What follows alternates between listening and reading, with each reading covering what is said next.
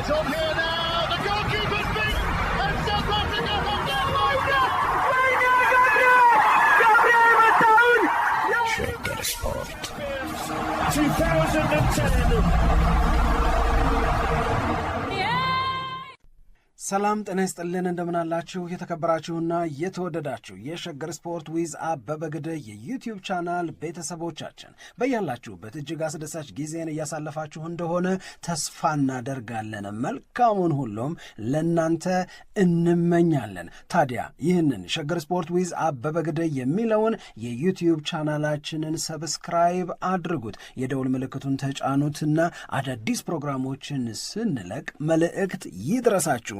ላይክ በማድረግ እንዲሁም ደግሞ ሊንኩን ለሌሎች በማጋራት በተከታዮች ቁጥር እንድንበዛ የምንሰራቸው ፕሮግራሞችም ብዙ ሰዎች ጋር እንዲደርስ የምታደርጉትን ጥረት አጠናክራችሁ ቀጥሉ እንላለን። እስካሁን ላደረጋችሁልን ድጋፍ፣ እገዛ እና እኛን ለማንቃት ለሄዳችሁት ርቀት በሙሉ ምስጋናችን ትልቅ ነው። በጣም እጅግ በጣም አድርገን እናመሰግናለን። ወደምናነሳቸው ጉዳዮች እንሂድ። እሺ፣ ደስ ይለኛል። እስቲ አንደርድሪ ነው።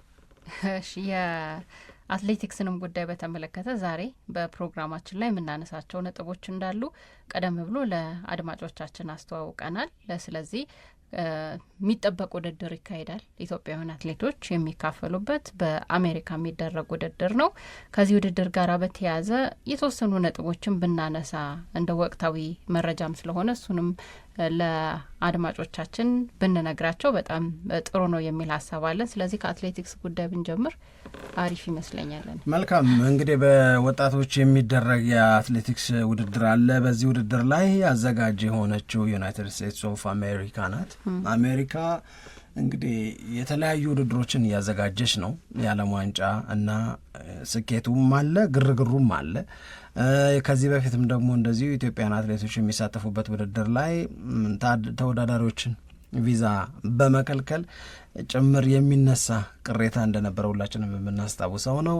አሁንም እንደገና ወደ 13 የሚደርሱ አትሌቶች፣ 3 የሚደርሱ የስልጠና ባለሙያዎች፣ በአጠቃላይ 16 ኢትዮጵያውያን አትሌትና አሰልጣኞች አሉ። ከዛ በተጨማሪ የሕክምና ባለሙያ፣ የግንኙነት ባለሙያ፣ የፋይናንስ ባለሙያ፣ የቡድን መሪ ምናምን የሚባል አጠቃላይ የልኡካን ቡድኑ አካል ምንለው አለ።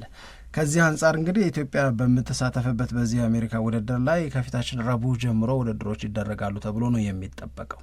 ስለዚህ በዚሁ አጋጣሚ ጉዞ ላይ ላሉ ተወዳዳሪዎቻችን መልካም ጉዞ ይሆንላችሁ፣ በሰላም ደርሳችሁ በድል አድራጊነት ተመለሱ እንላለን። በክብርም ተሸኝተዋል። እውነት ለመናገር ከዚህ አንጻር ግን አነጋጋሪ የሆነው እናኛ የሰማነው ነገር በእርግጥ ማጥራት ይፈልጋል። ለኢትዮጵያ አትሌቲክስ ፌዴሬሽን የጽህፈት ቤት ኃላፊ ለዶክተር አመንሲሳም ቢሆን ለመደወል ጥረት እያደረግን ነው ያለ ነው።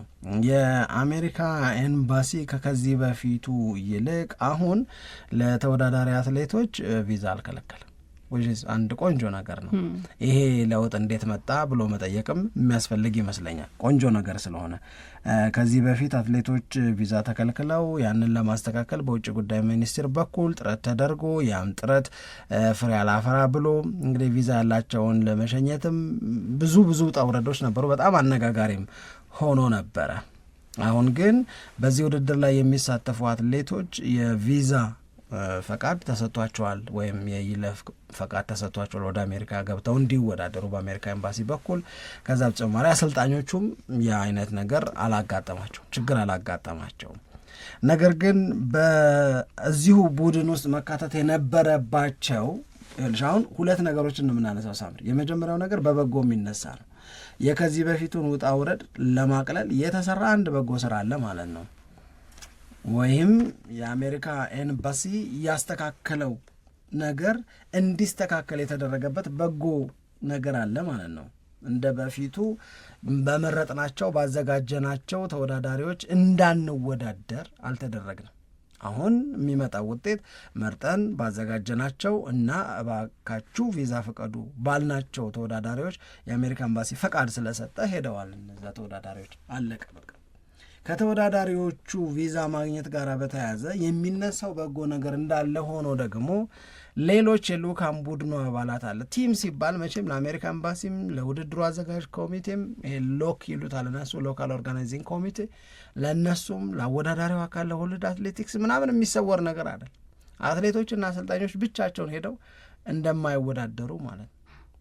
ከአሰልጣኙ እና ከአትሌቶቹ በተጨማሪ የሕክምና ባለሙያ ያስፈልጋቸዋል። ለምሳሌ ቲሙን የሚወክል የወጌሻ ሙያ ያለው ሰው ያስፈልጋቸዋል። ከዛ የቡድን መሪ ያስፈልጋቸዋል። እዛ ቦታ ላይ ምንም ነገር ቢፈለግ ኦን ቢሃፍ ኦፍ ዘ ኢትዮጵያን ቲም የሆኑ ነገሮችን አክት የሚያደርግ ማለት ነው። ከዛ እንደገና ደግሞ እዚህ ያለ ስፖርት ቤተሰብ አለ፣ ኢትዮጵያዊ አለ። በአጠቃላይ እነዚያ ኢትዮጵያኖች ደግሞ እዛ እየሆነ ያለውን ነገር በተመለከተ መረጃ ማግኘት አለባቸው። ስለዚህ እዛም የኮሚኒኬሽኑን ስራ የሚሰራም ሰው ደግሞ የዛን ያህል በጣም ኢምፖርታንት ነው።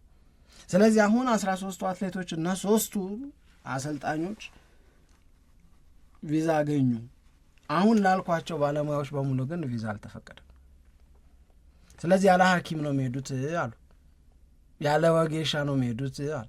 ቡድን መሪም የለም፣ ፋይናንስም የለም፣ ኮሚኒኬተርም የለም፣ ምንም የለም፣ የኮሚኒኬሽን ባለሙያ ምንም የለም። እንዴት እንደዚህ ይሆናል የሚል ነገር ተነሳ። እንዴት እንደዚህ ይሆናል? ለምንስ እንደዚህ ይሆናል? ይህንን ነገርስ ለማስተካከል ምንድን ነው መላው? አሁን ይህንን ሳነሳኔ ሁለት ነገሮች ናቸው የሚመጡብኝ። አንድ አትሌቶቹ ላይ ከዚህ በፊት የነበረውን አይነት ማቃት እንዳይፈጠር ለማድረግ የተሳካ ስራ ተሰርቷል ማለት ነው። ያንን የተሳካ ስራ የሰራ አካል ይሄንንስ ቀሪ የማሳመን አቅም እንዴት አጣ የሚል የሚመጣብሽ ስሜት የለም ማለት በቃ ኮሚኒኬሽን ከሆነ ከኤምባሲው ጋር በእንደዚህ አይነት ነገር ላይ እንደዚህ ያለው እንቅፋቶች እያጋጠሙን ነው፣ ይህን ነገር ንፍታ ብለሽ ከፈታሽው ከዛ በኋላ ያለው ነገር ስሙዝ ነው የሚሆነው። መተማመን ስለሆነ የሚመጣው መታመን ስለሆነ የሚሆነው ማለት ነው። ከዛ የኢንተርቪው ሁሉ ተደርገው እንደነበረ ሰማው። ከነዛ ሁሉ ኢንተርቪዎች በኋላ ግን ይቅርታ ቪዛውን ልንፈቅድ አንችልም የሚል ነገር ተነገረ። ሐኪም የለሹ ወጌሻ የለሹ ቡድን መሪ የለሹ የኢትዮጵያ ቡድን ወደ አሜሪካ ይሄዳል ማለት ነው። ከዛ በኋላ ግን አሁንም እንደገና በነበረ ድግግሞሽ ያለው ኮሚዩኒኬሽን አሁንም ይህንን ሰምተናል። በጽህፈት ቤት ኃላፊው ለማረጋገጥ ይኸው ስልክ እየሞከርን ነው። በአሜሪካ ኤምባሲ በኩል አንድ ጥያቄ መጣ። አሁን ላላችኋቸው ባለሙያዎች ፈቃዱን እንድንሰጥ በእያንዳንዳቸው ስም 10,000 $10,000 ይያዝ። የአዲሱ የአሜሪካ ኤምባሲ አሰራር በቃ $10,000 ቦንድ ይያዝና ከዛ ፈቃዱን ሄደው ሲመለሱ $10,000 ይመለሳል ነው። ማን ያሲዝ ችን $10,000 ኢሚዲየትሊ የሚመጣልሽ ማን? ፌዴሬሽኑ። አሁን የሰማነው መረጃ በእርግጥ እስኪ እየደወልን ነው እስኪ ጣራ ድረስ ነው የኢትዮጵያ አትሌቲክስ ፌዴሬሽን አላሲዝም ማለት ነው እንደ ቅሬታም እየቀረበ ያለው። ሰምታችኋል ወይ ተብሎም እየተነገረ ነው ያለው። የኢትዮጵያ አትሌቲክስ ፌዴሬሽን ይህንን የተባለውን $10,000 ወደ 8 ለሚደርሱ ሰዎች ለማስያዝ ፈቃደኝነት አልኖረውም እና ይሄም በስራ አስፈጻሚ ስብሰባ ላይ የተወሰነ ነው። ስለዚህ የኢትዮጵያ አትሌቲክስ ፌዴሬሽን እዚህ ውሳኔ ላይ እንዴት ሊደርስ ቻለ? የኢትዮጵያ አትሌቲክስ ፌዴሬሽን የሚያስይዘው ብር ስለሌለው ነው ወይስ እንዲሄዱ ያዘጋጃቸውን ባለሙያዎች ስላላመነ ነው? የኢትዮጵያ አትሌቲክስ ፌዴሬሽን ሳያምን ቀርቶ ከሆነ የአሜሪካን ባሲዝ እንዴት ያምናቸዋል? ዊርድ ነው። ግን ይህንን ከኢትዮጵያ አትሌቲክስ ፌዴሬሽን ምክንያቱን መጠየቅ በጣም ያስፈልጋል፣ ግዴታም ነው። አሁን እኛ ሊሆን ይችላል ብለን የምናስበውን ወይም እንዲሁ ስለ ነገሮች ስትሰማ ፊት ለፊት የሚመጣለን ነገር ነው መናገር የምንችለው። ግን ግልጹን ማብራሪያ አጠቃላይ ሂደቱን ደግሞ በኢትዮጵያ አትሌቲክስ ፌዴሬሽን በኩል መስማት እንፈልጋለን። ምክንያቱም ትልቁም ኃላፊነት ያለው ፌዴሬሽኑ ላይ ስለሆነ በተለይ ያለ ሕክምና ባለሙያ ይሄ የአትሌቲክስ ቡድን ወደ ስፍራው ሲያቀና በዛ ላይ ደግሞ መታሰብ ያለበት የወጣቶች ነው። በውድድር ላይ በውጭ ሀገር ብዙ ልምድ ያላቸው አትሌቶችም አይደለም የሚሳተፉበት፣ ገና አዲስ አትሌቶች ወደ ውድድር እየገቡ ያሉ አትሌቶች የሚሳተፉበት ነው እና የቡድን መሪም ደግሞ ያስፈልጋል። እነሱን ቴክ ኬር የሚያደርግ ያስፈልጋል። እንግዳ የመሆን ስሜት እንዳይሰማቸው ውድድሩ ላይ ብቻ ትኩረት እንዲያደርጉ የሚያግዝ ሰው ያስፈልጋል። ይሄ ግዴታ ነው አይደለም ለነዚህ በጣም ወጣት ልጆች ይቅርና ለትልልቆቹም እንኳን ምን ያክል አስፈላጊ እንደሆነ ከዚህ በፊት በምናውቃቸው ታሪኮች እኮ በደንብ ነው የተረዳ ነው። ስለዚህ እዚህ ላይ የኢትዮጵያ አትሌቲክስ ፌዴሬሽን አንደኛ ሀሳቡ ምንድን ነው? በትክክልስ ደግሞ ብሏል ወይ? የውሳኔው መነሻ ምንድን ነው የሚለውን የአሜሪካ ኤምባሲ እናውቃለን ወይም እንረዳለን። ከዚህም በፊት ለየትኛውም ጉዞ እንዲህ አይነት ያሰራረ ሂደት እየተከተለ እንደሆነ የአሜሪካን ኤምባሲ ግልጽ አድርጓል። ግን ለሁሉም ሰዎች የሚሰራ ስለሆነ ይመስለኛል እንግዲህ አንድም ወይንም ደግሞ የራሳቸው የሆነ የአሰራር አካሄድ ስላላቸውም ነው። እኔ አሁን በሁለት ሀሳቦች አሁን መረጃ ለማጣራትም ጥረት ስናደርግ ካወራናቸው ሰዎች አሁንም ሳምሪም ስትናገሪ ካነሳሽው ሀሳብ ጋራ ለጥቂት አልስማማም። የማልስማማው ለምንድን ነው? ምን ነው ለጥቂት አልስማማም ማለት እንዴት? በብዙ እስማማለሁ። ለጥቂት ሳትኩት ነው ለማውቀው፣ ለጥቂት ሳተው ነው ማውቀው። ለጥቂት አልስማማም ለመሰለሽ በተለይ ሐኪሞቹ ነው የሚሉት ሁሉም ልክ ነው። ሐኪሞቹ እና የስፖርት አደጋ ጉዳት የማጋጠም እድል ምናምን ይገባኛል። ግን እያንዳንዱ እንትን ኢኳሊ ኢምፖርታንት ነው ብዬ ነው የማምነው። የእውነት ለመናገር የሕክምና ባለሙያዎቹ በጣም አስፈላጊ ናቸው። የቡድን መሪው በጣም አስፈላጊ ነው። በተለይ ኃላፊነቱን የሚወጣ የቡድን መሪ ከሆነ እናቴ ትምህርት እኔ እኮ ከዚህ በፊት እነግርሻለሁ። አሁን ለምሳሌ የቡድን መሪ ምናምን ሆነው የሚሄዱ ሰዎች እዛ ጋር ሄደው በሚያደርጉት ነገር ልክ ካደረጉ መመስገን እንዳለባቸው ሁሉ ሲያጎድሉ ለሌላ ዓላማ ሄዱ ነው የሚመስሉት ተብለው መወቀስ እንዳለባቸው ሁሉ አት ዘ ሴም ታይም የቡድን መሪ ግን በጣም ኢምፖርታንት ነው። ምንም ነገር ቡድኑ እንዳይጎልበት ልጆቹ፣ አሰልጣኞቹ ሙሉ በሙሉ ስፖርቷን እና የስፖርቷን ጉዳይ ብቻ እንዲያተኩሩባት የሚያደርግ ነው። ስለዚህ አሁን በተለይ እነዚህ እንኳን ቢቀሩ እንዳይመስል ብዬ ለጥቂት እና ኮሚኒኬሽን ያስፈልጋል። ምንድን ነው እየሆነ ያለ፣ ምንድን ነው ሀፕን ያደረገው የሚለው ነገር የዛኑ ያህል በጣም ወሳኝ ነው። ወጌሻም የዛኑ ያህል ወሳኝ ነው። ሐኪሙም የዛኑ ያህል ወሳኝ ነው። ስለዚህ አሁን እንደ መብት መውሰድ ካለብን እንደ መብት እኛ በዚህ ውድድር ላይ የምንሳተፈው እነዚህን ባለሙያዎች፣ እነዚህን አትሌቶች እና እነዚህን አሰልጣኞች ይዘን ነው። በጣም የበዛ ከሆነ በመብዛቱ ምክንያት የሚፈጠርን ስጋት የሚፈጠርን ጥርጣሬ ኤክስፕሌን ማድረግ ያስፈልግ ይሆናል። በጣም ከበዛ ወደዛ የሚጓዘው ሰው 8 ሰው እና የእያንዳንዳች ከአንድ በላይ ባልሆኑ አንድ ሐኪም፣ አንድ ወጌሻ፣ አንድ ቡድን መሪ ምናምን እያልሽ እና ደግሞ አብዛኞቹ እዛ ውስጥ ከዚህ በፊት የአሜሪካ ሄዶ የመመለስ ልምድም ያላቸው ናቸው። አሜሪካ ብርቃቸው አይደለም፣ ሄደው ያውቃሉ። ፈርስት ቪዚቱ ዘ ዩናይትድ ስቴትስም አይደለም። ስለዚህ ይሄ ችግር የማይገጥማቸው ሀገሮች አሉ። ይሄ ችግር የሚገጥመን ሀገሮች ካለን ይህን ችግር ጉዳይ ሳይኖረንም ጭምር ለመፍታት መስራት አለብን ነው ምለው እኔ። አሁን ግን ችግሩ ምንድን ነው? የአሜሪካ መንግስት በግልጽ እና በይፋ ለዓለም ዋንጫው ሲናገር እንደነበረው እንኳን ለተወዳዳሪዎች እንኳን በውድድር ውስጥ ቀጥተኛ ተሳታፎ ላላቸው ይቅርና ቲኬት ለገዙ ቦንድ የሚባለውን ነገር አውጥቼዋለሁ አለ፣ ትቼዋለሁ አለ።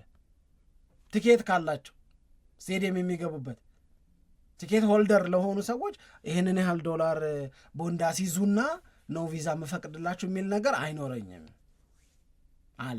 እንኳን በቀጥታ በውድድሩ ላይ ለሚሳተፉ ይቅርና ይሄ ነው መሆን ያለበት፣ ይሄ ነው መደረግ ያለበት። ምክንያቱም አሜሪካ ሆስት ኔሽን ናት፣ አዘጋጅ ናት። አዘጋጅ ከሆነች ሁሉንም ዌልካምድ ብላ እንኳን ደህና መጣችሁልኝ ብላ ዌልካሚንግ እንትኗ መጨመር መቻል አለበት። የእውነት ለመናገር ይሄንን ካላደረገች አሜሪካም ልክ አይደለችም። አሁን ኢትዮጵያም ሁለት ነው ከኢትዮጵያ ጋር አያይዤ የማነሳው ችግር። አንድ የአትሌቶቹና የአሰልጣኞቹ ፈቃድ መገኘት የስራ የልፋት ኮሚኒኬት የማድረግ ውጤት ከሆነ ይሄ ኮሚኒኬሽን እነዚህም ሰዎች ላይ መገደብ የለበትም። ይህንን ውጤት እስክናመጣ ድረስ መልፋት አለብን። ወደ አሜሪካ የሚያስኬድ ጉዳይ ሲኖር ብቻ አይደለም።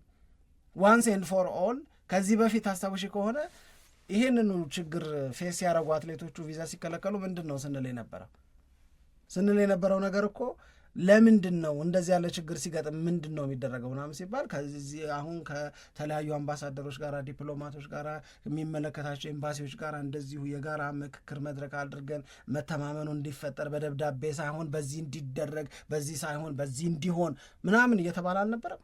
አታስታውሽም? ዶክተር አመንሲሳም ስለሺም ሲያስረዱን ነበር።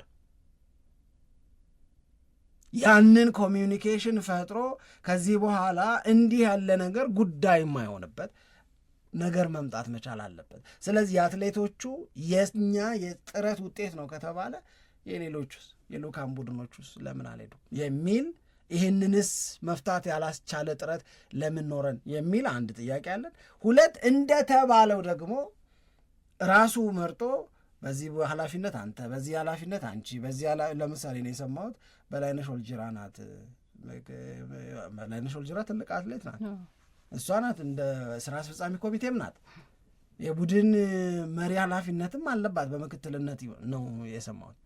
ስለዚህ እሷም ጭምር ዶክተር አያሌው እንደዚህ ነው የሰማሁት። ምናልባት እኔ እንደሰማሁት ደግሞ ዶክተር አመንሲሳም ራሱ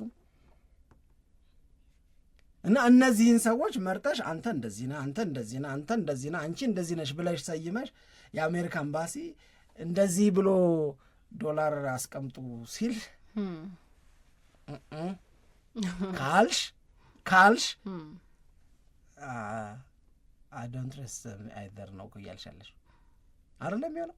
ያው ሁለት ነገር ነው። ወይ ፍራንክ የለኝም ነው ወይ የለኝም ነው። ፍራንክ የለውም ብለን አንጠረጥረው፣ ትረስትም የለውም ብለን አንጠረጥረው።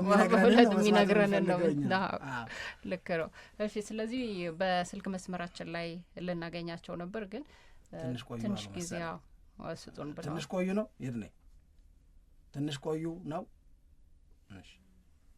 እሺ ስለዚህ በኋላ እናገኛቸዋለን። የጽህፈት ቤት ኃላፊውን ዶክተር አመንሲሳን ለማግኘት ጥረት አድርገን ነበረ። ትንሽ እንድንቆየው ስለ መልእክት ስላስቀመጠ ትንሽ እንቆያለን። ችግር የለም፣ እንጠብቃለን ጥያቄዎቻችንን ይዘን። ልክ ነው። ምን አይነት ስሜት ተሰማሽ መረጃው ላይ? እንዳልኩ ነው እኔ ዊርድ ነው የሆነብኝ፣ ግን በጣም የምንጠብቀው የፌዴሬሽኑን መልስ ነው። በተለይ አሁን ተከለከሉ የተባሉት ሰዎችን የስራ ኤክስፔሪየንስ የጉዞ ልምድ እንደዚህ ስታይ በጣም የሚገርም ነው አይደል? ከዚህም በፊት ጥያቄ ፈጥሮብን ያውቃል። ስለዚህ አሁን በትክክል ነገሩ ሂደቱ ምንድን ነበር የሚለውን ለማወቅ እንፈልጋለን። ግን እንደተባለው በተለይ ከ20 ዓመት በታች ስለሆነ ይሄ ውድድር የሚደረገው ግዴታ በቃ እዛ አካባቢ ሁሉንም ነገር ፋሲሊቴት የሚያደርግ የጉዞ ልምድ ያለው የውድድር ልምድ ያለው ሰው ደግሞ በጣም ያስፈልጋል። ምንም ጥርጥር የለውም። እዛ የእንግድነት ስሜቱ በጣም ለረጅም ጊዜ በአትሌቶቹ ላይ እንዲቆይ አይፈለግም። መቼ የሚፈለገው በሙሉ ትኩረት ፉክክሩ ላይ ብቻ ሀሳባቸውን እንዲያደርጉ ነው። ስለዚህ ያንን እንዲያደርጉ ከዚህስ በኋላ ምን ነገር ማድረግ ይቻላል? እነዚህን ሰዎች ወደ ቦታው መላክ የማይቻልበት እድል ከተፈጠረ፣ ምክንያቱም አሁን ከነገ በስቲያ ወይንም ረቡዕ ነው ውድድሩ የሚጀምረው። ሌላ ጊዜያዊ መፍትሄ ሳለ ወይ የሚለውንም ደግሞ ማወቅ እንፈልጋለን። ይደርሳል ወይ እና ካልደረሰስ ግን ደግሞ ምንድን ነው ሀሳባቸው? አንዳቸውን ያሻለሁ እንግዲህ ምን አለ ሌላ ታዲያ ነው? እኔ አሁን እውነት ለመናገር ይሄ እንትኑ ላይ ብቻ አይደለም ፎከስ የማደርገው፣ ይሄ የሕክምና ሂደቱ ላይ ብቻ ሳይሆን ይሄ የነገሮች እንግዳነት ስሜት የልጆቹ ከ20 ዓመት በታች መሆን ላይ ደግሞ ምናልባት አሰልጣኞቹ እዛ ላይ በጣም ሊያገዟቸው ይችላል። አሁን እኔ እንደዚህ ያለ መፍትሄ ለመፈለግ መገደዳችንንም ነው ማልወደው እኮ። ግን ምርጫ ከሌለ ደግሞ ቶሎ ወደ ሁለተኛው ነገር መሄድ ያስፈልጋል። ልክ ነሽ። ግን እንዲህ ያለ ምርጫ የጠበበን መሆናችንንም እኔ አልደግፈውም። በማንኛውም ይሄም ጭምር መፍትሄ የሚፈልግ ነገር ነው የሚሆነው። ግን አሁን አሜሪካ ኤምባሲም ይህንን ነገር አስቀመጠ፣ የኢትዮጵያ አትሌቲክስ ፌዴሬሽንም እንዲህ ብሏል ተባለ።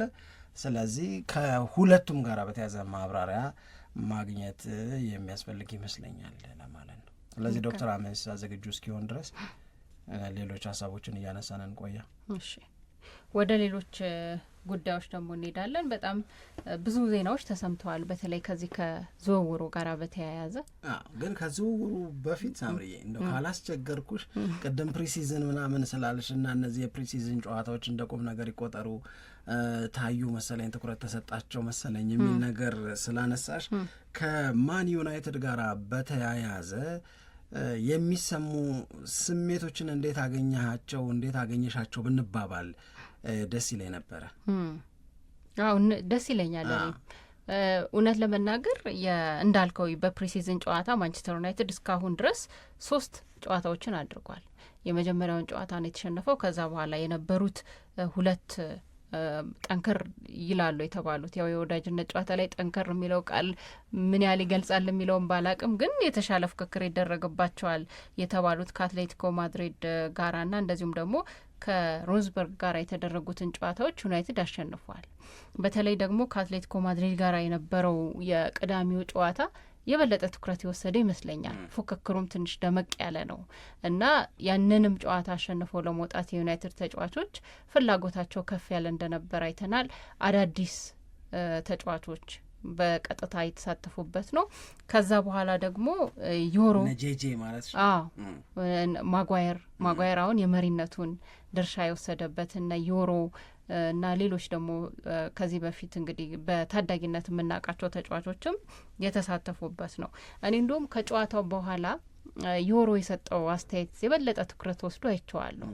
ዮሮ ከዚህም በፊት በነገራችን ላይ ይሄንን አስተያየት ተናግሮ ነበር። ባለፈው የውድድር ዓመቱ ሲጠናቀቅ እንዲህ አይነት ሀሳብ ያለው አስተያየት መስጠቱን አስታውሳለሁ። አሁንም ደግሞ ከነዚህ ጨዋታዎች በኋላ ሌኒ ዮሮ እንደተናገረው ማንቸስተር ዩናይትድ የ2026-27 የእንግሊዝ ፕሪሚየር ሊግ የውድድርን ማሸነፍ ይችላል።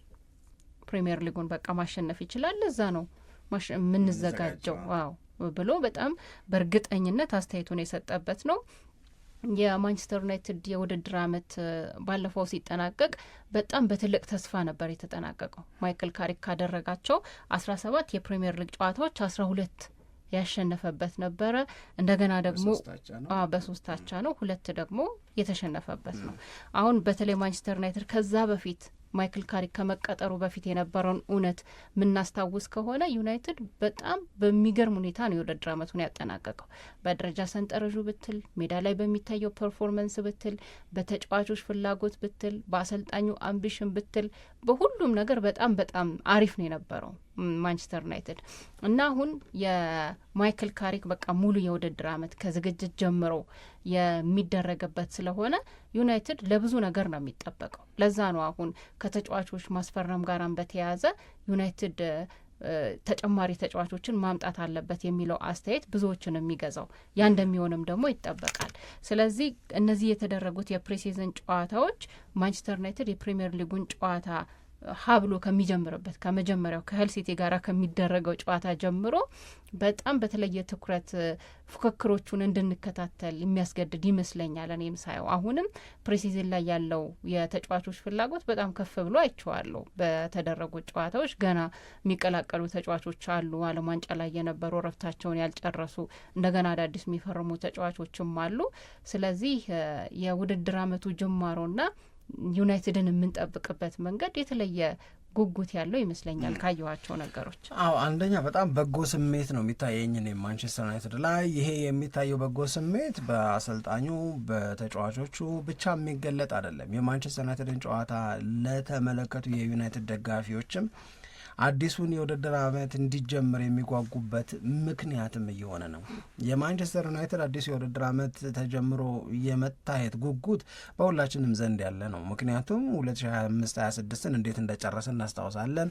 2026-27 ከመጀመሩ በፊት ደግሞ በዝውውር ላይ ያደረገ ያለውን ተሳትፎ እንደዚሁም ደግሞ በአሁን በጠቀስሻቸው የወዳጅነት ጨዋታዎች ላይ ሮዘንበርግን 5 አስቆጥሮ ሲያሸንፍ፣ አትሌቲኮ ማድሪድን ከ1-0 መምራት በኋላ 2-1 በሆነ ውጤት ሲያሸንፍ የታየው ፐርፎርማንስ ስቲል ፕሮሚሲንግ ነው። ስቲል በካሪክ ላይ እንድትተማመኝ የሚያደርግ ነው። ይሄንን የመተማመን ስሜት ኳሱን ያዩ ሰዎች ብቻ አይደለም እየተሰማቸው ያሉት፣ ራሱ የማንቸስተር ዩናይትድ ተጫዋች ሆነው እየሰሩ ያሉ ዋይኖት አይነት ስሜት እያደረባቸው ነው የሚገኘው። በዚህ በአትሌቲኮ ማድሪድ እና በማን ዩናይትድ ጨዋታ መካከል 1 2 3 የሚነሱ ነገሮች አሉ። የመጀመሪያው ቅድም ያልሽው ለመጀመሪያ ጊዜ ጄጄ በዋናው ቡድን ውስጥ እንዲጫወት መደረጉ ነው።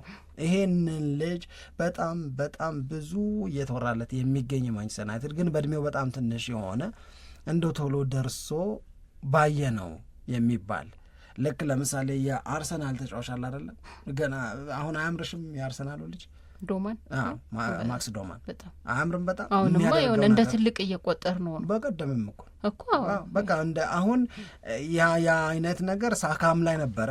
ሳካም እርሊ ኤጅ ላይ ነበረ ውድድር የጀመረው ለአርሰናል ሲኒየር ቲም። ማክስ ዶማንም በተመሳሳይ። የማክስ ዶማን ደግሞ የባሰ ነው፣ በጣም ዝቅ ባለ እድሜ ነው፣ ግን ሜዳ ውስጥ ገብቶ የሚያደርገው ነገር በልጅነቱን እንድትረሺና ብዙ እንድትጠብቂበት የሚያደርግ ለምሳሌ ብለሽ ደግሞ እንደገና በያማል እድሜ ብትሄጂ ከያማል እንግዲህ ያማል ዛሬ በዛሬው ጨዋታ ምን ያደርጋል ማለት የጀመርነው እኮ መጠበቅ በሌለብን እድሜ ነው፣ የሚያስጠብቅ ጉብዝና ስለፈጠረ ማለት ነው። አሁን በማንቸስተር ዩናይትድ ቤት ይህንን ስም ለመጀመሪያ ጊዜ አይደለም እኛም እየጠራን ያለ ነው፣ ለመጀመሪያ ጊዜም አይደለም የሚዲያ ትኩረት የሆነው ጄጄ ለማንቸስተር ዩናይትድ ዋና ቡድን በወዳጅነት ጨዋታ ተሰልፎ የተጫወተ በእድሜ ትንሹ ተጫዋች ሆነ ምናምን እየተባለ ሜዳ ላይ ያሳየው እንቅስቃሴ የልጁ በታዳጊው ቡድኑ ውስጥ ያሳየ የነበረውን ነገር በቃ ተጠራ እኮ ከሚለው ጀምሮ ነው። ተጠራ፣ ወደ ዋናው ቡድን ተጠራ፣ አብሮት ይዞት ሄደ፣ የፕሪሲዝኑ አካል አደረገው፣ እንደዚህ ሆን እያንዳንዷ ውሳኔ ከጄጄ ጋር የምትደረገዋል ሰዎች ያነሱታል፣ ሚዲያዎች ትኩረት ይሰጡታል። ሜዳ ላይ የሚሰጠውን ጥቂት እድል እንዴት እንደተጠቀመበትም ይተነተናል። and they love him ዋው በቃ አለን ምናምን አይነት ስሜት አላቸው። አሁን ሪፖርቶቹንም ብትመለከች እንደ አንድ ትልቅ ነገር የተነሳው የዚህ ልጅ የሜዳ ላይ ቆይታ ነው። ሁለተኛው እኔ ያልወደድኩት የማንቸስተር ዩናይትድ ደጋፊዎች እና የማንቸስተር ዩናይትድ ሰዎች የተመኩበት ያልወደድኩት የወደዱትን አይደለም፣ ያልወደድኩት የወደዱትን ነገር የመነዘሩበትን መንገድ ነው። እኔ ያልወደድኩት ከሜሰን ማውንት እያገኙ ያሉትን አገልግሎት በጣም ወደውት ከሜሰን ማውንት እየተገኘ ያለውን አገልግሎት አለመውደድ አልችልም እኔ፣ ምክንያቱም በጣም አሪፍ ነገር እያደረገ ስለሆነ እኔም እነሱም በመውደድ ረገድ አንድ አይነት ይሄ ልጅ የሚያስብል ነገር አሳይቷል። የእሱ መኖር ለእነ አንድሬ ሳንቶሽ አገልግሎት ደህና መሆን አሪፍ መሆን ከተጠበቀው በላይ ከወጣባቸው ዋጋ በላይ ምናምን መሆን በጣም አግዟል። የእውነት ለመናገር በጣም እያገዘ ነው። ሚድፊልዱን በቃ ሶ ጉድ ምናምን የምትዩ አይነት ነገር እና በጣም አሪፍ ሆነ። እዚህ ድረስ እንስማማና ፌርማታችን የሚለያየው ሜሰን ማውንት እንዲህ ከሆነ ለምንድን ነው ሶስተኛ ሚድፊልደር የምናስፈርመው? ችን አልወዳትም እኔ እችን አልወዳትም። ለጥቂት አልስማማ የሚለው እዚህ ጋር በእውነት ለጥቂት እንለያያለን። አሁንም የሚሆን ነገር አይደለም ማለት ሜሰን ማውንት ይዞት ማንቸስተር ዩናይትድን አይዘልቅም አይደለም። የሚሆን ነገር አይደለም ማለት ሶስተኛው ሚድፊልደር የግድ እና የምር ያስፈልገዋል ማንቸስተር ዩናይትድ። ምክንያቱም ሜሰን ማውንት ማለት አሁን ለእኔ እንደ ሉክሻው ማለት ነው። ከሉክሻው የሚለየው እድሜው ነው። ሜሰን ማውንት እና ሉክሻው ግን ተጋላጭነት አላቸው ለጉዳት፣ የጉዳት ድግግሞሽ አላቸው። እምቢ ሲላቸው ታያለች። እምቢ ያለ ሁለት ማንቸስተር ዩናይትድ የሚያበላሸው 2026-27 ሊኖር አይገባም ብዬ ነው የማምነው። ማንቸስተር ዩናይትድ 2026-27 ላይ ኔክስት ይር ግን ይሄ ቡድን ምናምን እንዲባል አይደለም። ከ2025-26 የመጨረሻ 17 ጨዋታዎች ጋራ የተቀራረበ ከተቻለ ደግሞ ከዛ ከፍ ያለ ኮምፒት የማድረግ ሲቲንም አርሰናልንም ቼልሲንም ሊቨርፑልንም የሚያሸንፍ ማንቸስተር ዩናይትድ ተፈጥሮ ነው ያየነው። ከካሪክ ጋር አሁን ሸምሽሟል እኮ ሁሉንም። ያንን የሚያስቀጥል ያንን እያስቀጠለ ሚድ ቴብልና ከዛ በታች ባሉ ክለቦች የነበረውን መቸገር ደግሞ የሚፈታ ማንቸስተር ዩናይትድ መሆን መቻል አለበት። ይሄንን ለማድረግ ሜሰን ማውንት ይረዳሉ፣ ያግዛሉ። አዎ ምን ካደረገ ይሄንን አሁን በፕሪሲዝን የሚያሳየውን ጉብዝና ኪፕ አፕ ካደረገ ያግዛል። ነገር ግን የሚያስተው አይደለም ነው። አሁን ያለሽ አንዱ ሪፖርት ላይ ምን ይላል? ለምንድን ነው 80 ሚሊዮን አካባቢ ለሌላ ሚድፊልደር የምናወጣው የሚል ተዉ ብሎ መምከር የሚያስገድድ አይነት ነገር አለ። እና የማን ዩናይትድ ፋንስ ቢሊቭ ክለብ ካን ሴቭ 80 ሚሊዮን ፓውንድ አፍተር ፕሌየርስ ክላሲክ ዲስፕሌይ ቨርሰስ አትሌቲኮ ማድሪድ ይላል። አረ በቃኝ በል ነው እያሉት ያሉት። ከአትሌቲኮ ማድሪድ ጋር በተደረገው ጨዋታ የታየውን ፐርፎርማንስ ምናምን ካዩ በኋላ ለምንድን ነው የምናስፈርመው? ግን ይሄ ስሜት ነው። ስሜት ደግሞ ጥሩ አይደለም። ዋው ናይስ አፕሼት ታደርጊያለሽ። ሙሉነቴን አረጋግጬ ነው መቅረብ መቻል ያለብኝ። የዝውውር መስኮቱ ከተዘጋ በኋላ ኤኒቲንግ ሀፕን ቢያደርግ ያኔ እኮ ምናምን የሚል ነገር አይሰራም። 3 ሚድፊልደር ማስፈረም አንድሬ ሻንቶሽንና ዩሪ ቲሌማንስን ካስፈረምሽ በኋላ 3ኛው ሚድፊልደር የራስ የማድረግ የእቅድሽ አካል ነው። እቅድሽን በጥንቃቄ መተግበር። በዚህ ላይ ደስ እያለን የመጣው ሜሰን ማውንት አለ እያልሽ የበለጠ ኮንፊደንስ መፍጠር ነው እንጂ የሚሻለው ብሩን ለሌላ ነገር እንብላበት።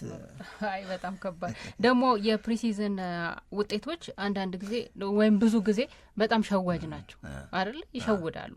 አሁን እንደዚህ የተባሉ ተጫዋቾች ነበሩ እኮ ከዚህ በፊት በስማም ተነስቶበት ነው የመጣው ገሌ ምናምን የሚባል የፕሪሲዝን ላይ እኔ እንደውም በጣም ማስታውሰው ማርሻል መሰለኝ የመጨረሻ የውድድር አመቱን ከዩናይትድ ጋር ባደረገበት አመት ያኔ በፕሪሲዝን በስማም ዘንድሮ ተብሎ ነበር። በጣም አሪፍ ነበረ ጨዋታዎቹን የሚያደርገው እንቅስቃሴው። ብዙ ነገሮች አሉ ተጫዋቾች በእነዚህ በፕሪሲዝን ጨዋታዎች ላይ በጣም ምርጥ ሆነው እንዲታዩ የሚያደርጉ። ለምሳሌ ጨዋታዎቹ ቀለል ማለት ይሆናል፣ ከረፍት መምጣታቸው ሊሆን ይችላል፣ ጫና አልባ መሆኑ ሊሆን ይችላል። በጣም ብዙ ምክንያት አለ እና እዚህ ፕሪሲዝን ላይ የሚታየውን ነገር ብቻ ተማምኖ መቀጠል፣ በተለይ ጥርጣሬ ባለባቸው ተጫዋቾች ላይ ያሉትስ አሉ ችግር የለውም። ግን እንደዚህ እንደ ሜሰን ማውንት አሁን ይሄ አመቱን ሙሉ ያዛልቀኛል አይጎዳም ወይስ ደግሞ እንደ ባለፈው ጊዜ ላይ የብቃቱ ነገር አንድ ጊዜ ደመቅ አንድ ጊዜ ፈዘዝ አይልም ምናምን ብለህ በምትጠራጠርባቸው ተጫዋቾች ላይ በጣም ጋምብል ማለት አስቸጋሪ ነው እና እዛ ላይ ጥንቃቄ ይፈልጋል። ሜሰን ማውንት ለዩናይትድ በጣም ጥሩ አማራጭ ነው። ከዚህ በፊት እንዳነሳ ነው በፕሪሲዝኑም ደህና ነገር ማሳየት ይጠበቅበታል ብለን ነበረ። ግን ደግሞ ይህ ሙሉ ለሙሉ የሚያተማመን አይነት ማውንት ነው ወይ የሚለውን ለማወቅ ግን በጣም ያስቸግራል። እዛ ላይ መጠንቀቅ ያስፈልጋል። ለልጅነት እንደዚህ ያለ ገጠመኝ ኖሯቸው ብዙ ሰዎች ሊያውቁ ይችላሉ። በይ እንግዲህ ሂጂና ጫማ ግዢ ተብሎ ብር ተሰጥቶሽ ኃላፊነቷን መወጣት ትችላለች በምትባይበት እድሜ ተሰጥቶሽ ያውቃል። ጓደኞችሽ እነማን ናቸው የሚለው ወሳኝ ነው። ያምሻ እንዴ ይህንን ብር እንዲያናረቅበት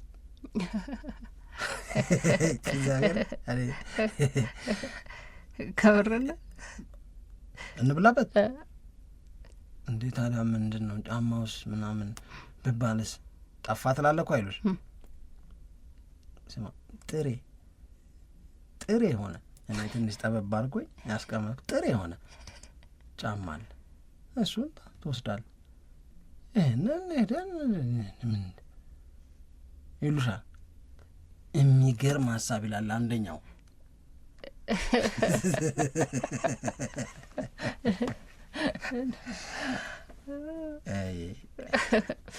እሺ ከዛ ገራገር ከሆንሽ እንደኔ ተስማሚያለሽ። ብሩ ጥቅም ላይ ይውላል። ለጋራ ለ3 ሰው ደስታ ለ4 ሰው ደስታ ጥቅም ላይ ይውላል። በሆነ በጥቁር ፌስታል ይዘሽ ጫማውን ልትሄጂ ነው ተስፋ የምታደርጊው እና የሚሰጥሽ ግን ጫማው ከበላሽ በኋላ ነው። ወፌል አለ ጫማውማ አለ ጥሬ ምናምን አይደለም እንጂ እንትንሽ የእግርሽ ተረከዙ ደጅ ነው። አሁን ምን ብለሽ ነው ያንን ይዘሽ የምትገቢ? ትነፈርቂያለሽ። በቃ እንዴ ያረከባል መላ ነው የምትፈልጊው። ጠፋብኝ ምናምን ይሻላል እንጂ ብሩን ግዙበት፣ ተጫዋች ግዙበት። እውነት ሶስተኛው ሚድፊልደር ይፈራል። ለዩናይትድ ግድ የሚያስፈልግ እኔ እሱ ነው ይሻላል የሚያስፈልግ ነው። ልክ ነው። እሺ አድማጮቻችን በያላችሁበት ቆይታችሁን ከኛ ጋር አድርጋችሁ ፕሮግራማችንን እያደመጣችሁ ስለሆነ በጣም በጣም እናመሰግናለን። አሁንም መልካም ጊዜ እንዲሆንላችሁ እንመኛለን።